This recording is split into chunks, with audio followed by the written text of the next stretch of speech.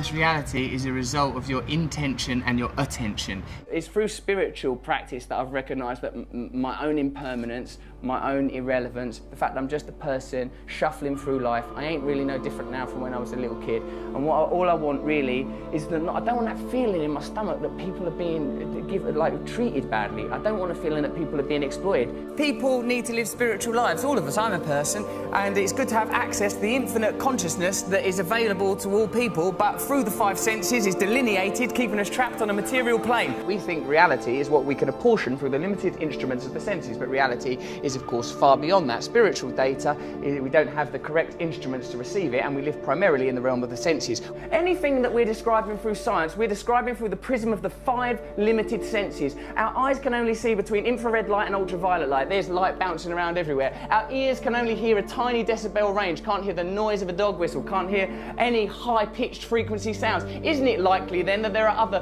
vibrations, frequencies, energies, consciousness moving through the universe? Consciousness is an amorphous and expanding entity.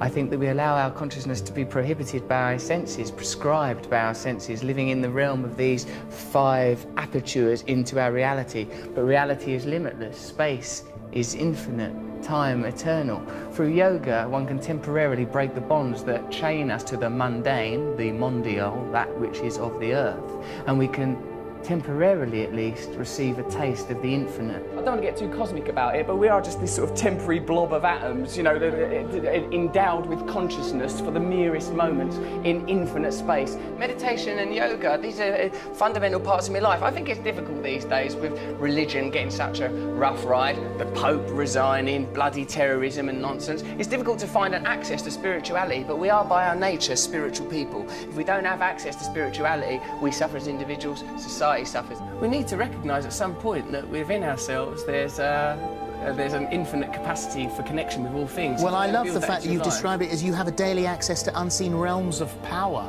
Daily access to unseen realms of power. Not just me, everyone has that. For me, what I've discovered is that transcendental meditation is useful to me, not because of a unique set of circumstances, not because of my formerly secret brilliance, no, but because I am a human being. And it is applicable to all human beings. And what's really good about that is literally everyone in this room is one. What I say is that we're basically all right human beings. Whenever there's a disaster or an accident, people's impulse is to help one another. So I'm thinking anyone that galvanises people, brings people together and points us to the better aspects of our nature and help us to overcome our basic things like fear and desire, I think these people are worthy heroes, rather than the heroes that are nominated today, heroes that are low vibrational frequency that make us concentrate on daft stuff. So like they want you to be talking about Justin Bieber, they want you to be talking about twerking. They don't want you talking about fracking, they want you talking about twerking. They want to get on with their job, shut your fucking mouths and watch this shit, you fucking morons. And I know, because I've been part of the charade. But, you know, I'm awake now. Look beyond the superficial. That's the problem with current affairs. You forget about what's important. You allow the agenda to be decided by superficial information. What am I saying? What am I talking about? Don't think about what I'm wearing. These things are redundant. I'm superficial. And I don't think that we should be continuing to propagate the idea that famous people are magical and special, because it makes people feel that their lives ain't no good. And I don't think we should be living in that kind of fearful paradigm. It's that. I'm like a vegetarian. I believe we're all equal. I ain't got the right to kill. I don't kill, like, say a fly comes in my house, I'd tolerate that little arsehole.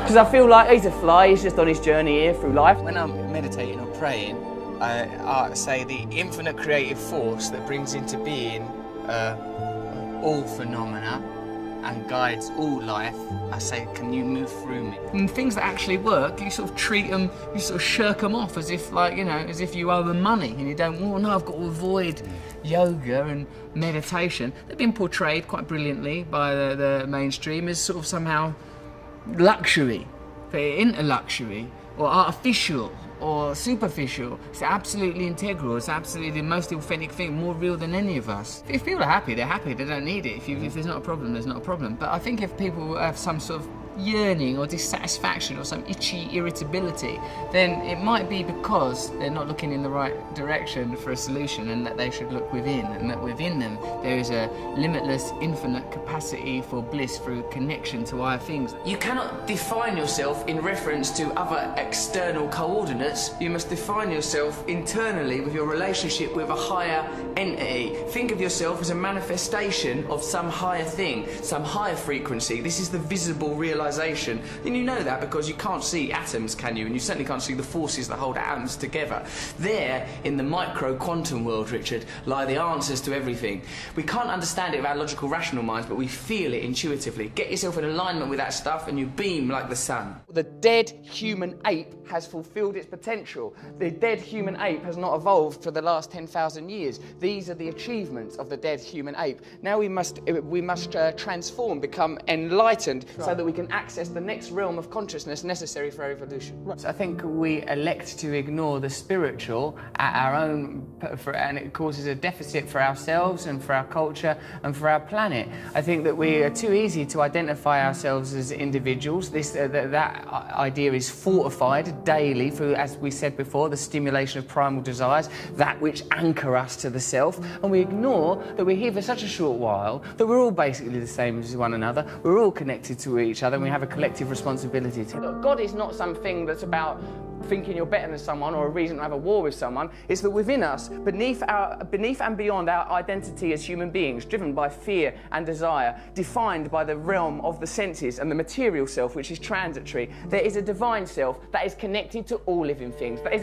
part of an infinite source of creativity. You could probably describe that using quantum physics or science if you want. I choose to believe in God because I think what that is the recognition that there is divine beauty in all of us, and if we prioritise that over our own selfish material needs, then we will naturally create a culture more in harmony with our planet, and we'll have a chance. I think it's one of the great sadnesses of modern life, because of our disenfranchisement and disillusionment with religion, that we don't have access to these ideas. And yoga and meditation for me is a way in the secular world of accessing very, very beautiful principles that will perhaps make us happier at a time when people feel disillusioned with the economy, concerned about the ecology, worried with politicians, don't trust what they're being told on television. We've got to let go of temporary, transient ideas like individualism. The nature of monotheistic faiths, these dead desert religions, is to encode us with the idea that individualism is more important than paganism, ideologies that integrally relate us to the earth, so that we know that we are integrally, indefatigably related to our environment, and we live in the service of our environment, because self is a temporal illusion.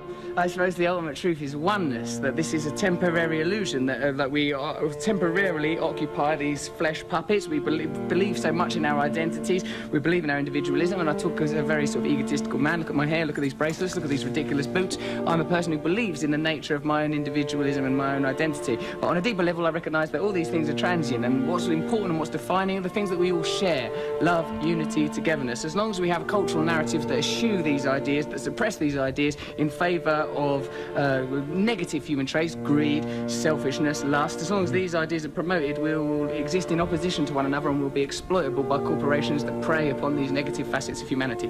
The line between good and evil runs not between cultures, religions or creeds, but through every human heart. So I recognise in myself the capacity for selfishness, for lustfulness, for egotism, and because I recognise these qualities in myself, I would prefer a culture that didn't celebrate, exacerbate, stimulate the most negative aspects of our species, inculcate them, reward them financially, till we get to a kind of a cultural hysteria where we're destroying the planet. The reality is there is one planet, there is a certain amount of people on the planet, there are a certain amount of resources on the planet. None of them things are going to last forever, so we need systems in place that acknowledge the reality, not systems that benefit elites, but systems that acknowledge the reality.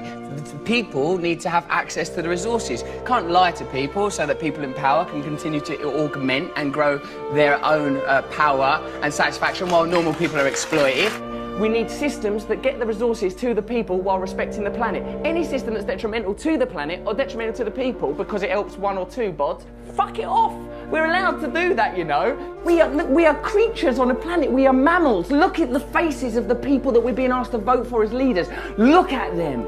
Look at them, feel it in your hearts. That ain't who's meant to be leading us. Happiness cannot forever be sustained like some glistening bauble. It's a transitory thing, like a butterfly alighting on Snow White's finger.